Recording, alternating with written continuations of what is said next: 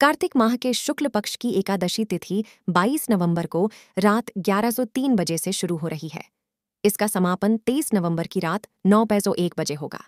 एकादशी तिथि पर रात्रि पूजा का मुहूर्त शाम 5:25 से रात 9:46 तक है। आप चाहें तो इस मुहूर्त में तुलसी विवाह संपन्न करा सकते हैं। कार्तिक मास के शुक्ल पक्ष की एकादशी पर भगवान विष्णु के शालिग्राम रूप और माता तुलसी का विवाह किया जाता है।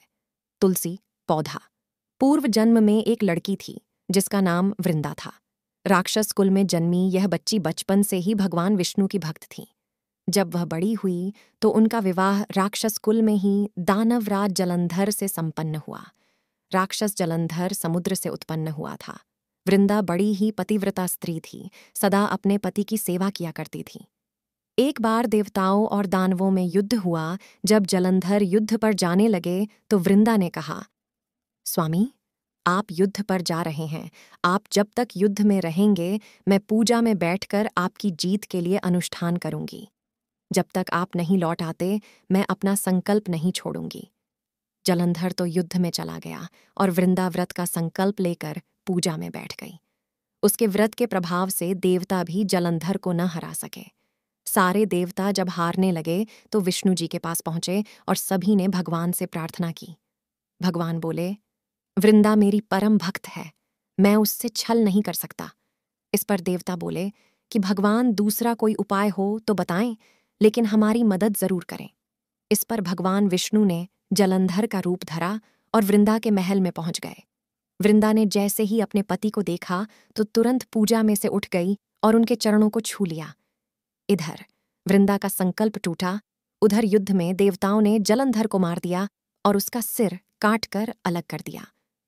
जलंधर का कटा हुआ सिर जब महल में आ गिरा तो वृंदा ने आश्चर्य से भगवान की ओर देखा, जिन्होंने जलंधर का रूप धर रखा था।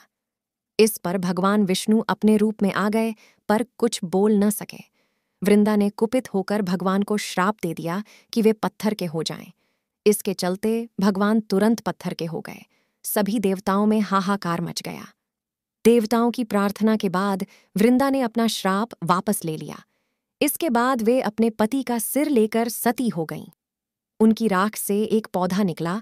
तब भगवान विष्णु जी ने उस पौधे का नाम तुलसी रखा और कहा कि मैं इस पत्थर रूप में भी रहूंगा, जिसे शालिग्राम के नाम से तुलसी जी के साथ ही पूजा जाएगा।